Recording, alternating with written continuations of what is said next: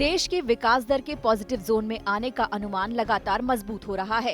26 फरवरी को अक्टूबर-दिसंबर तिमाही के जीडीपी आंकड़ों का ऐलान किया जाएगा। अनुमान जताया जा रहा है कि इस तिमाही में विकास दर इसके पहले की 2 तिमाहियों के खराब प्रदर्शन से उबर कर बाहर आ जाएगी। 2020-21 की पहली 2 तिमाहियों में विकास दर नेगेटिव थी, लेकिन डीबीएस बैंक की एक रिपोर्ट में कहा गया है कि अक्टूबर-दिसंबर तिमाही के दौरान विकास दर 1.3% पर पहुंच सकती है। हालांकि कारोबारी साल 2020-21 के दौरान जीडीपी -6.8% रहने की आशंका है। रिपोर्ट में दावा किया गया है कि अक्टूबर-दिसंबर में जीडीपी के सकारात्मक होने की वजह कोविड-19 की हालात में तेजी से सुधार और लोगों के खर्च में तेजी से हुई बढ़ोतरी है। जानकारों का ये भी मानना है कि इकोनॉमी में अब तेजी के संकेत साफ नजर आ रहे हैं। डीबीएस बैंक ने ग्रोथ की आशंकाएं जताई हैं कि ग्रोथ आएगी इकोनॉमी के अंदर। बहरहाल हमारा ये मानना है कि जब कोई चीज बिल्कुल बेस पर आ जाती है तो उसके बाद उसे उठना ही होता है। तो हमारे पास अक्टूबर, नवंबर, दिसंबर 2020 तक सारी की सारी जितनी भी इन्वेंट्री थी लोगों के पास, एग्जिस्टिंग इन्वेंट्रीज थी, उनकी कंजम्पशन बढ़ गई क्योंकि प्रोडक्शन नहीं थी और वो कम होती चली गई। आज हमारी जीडीपी उस स्टेज पर है कि हमारे को प्रोडक्शन की तरफ जाना पड़ेगा। जब प्रोडक्शन की तरफ हम लोग जाते हैं तो सर्टेनली हमारी जीडीपी ग्रो करेगी।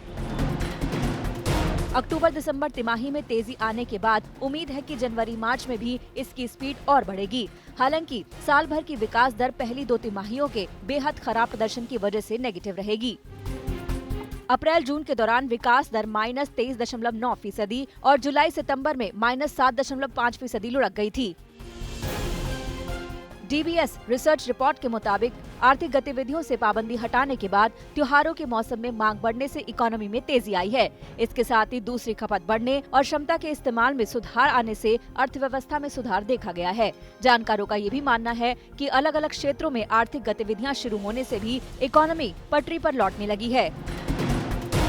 जो एग्जिस्टिंग बिजनेस भी है उसमें फर्दर प्रोडक्शन करने के लिए major problem is cash crunch. So this initiative of loans will definitely help MSMEs to produce and to produce in bulk, which will lead to economies of scale. और जब economies of scale आएगा, then their average cost will go down and they'll be able to sell their product at a reasonable price not only to India but to the international market. So इससे 2 फायदे होंगे। एक तो production बढ़ा जिससे GDP आपकी grow होगी, और क्योंकि आपके प्राइस रिडक्शन कॉस्ट रिडक्शन के कारण प्राइस रिडक्शन हो रहा है तो डेफिनेटली आपके एक्सपोर्ट्स बढ़ेंगे। इस सुधार का असली असर अगले साल यानी अप्रैल 2021 से लेकर मार्च 2022 के कारोबारी साल में दिखाई देने का अनुमान है। डीबीएस रिपोर्ट के मुताबिक 2021-22 में विकास दर में 11% बढ़ोतरी का अनुमान है। ये अनुमान रिजर्व बैंक के 10.5% के अनुमान से भी ज्यादा है। वहीं आईएमएफ ने तो 2021 में भारत के 11.5% की दर से बढ़ोतरी का अनुमान लगाया है।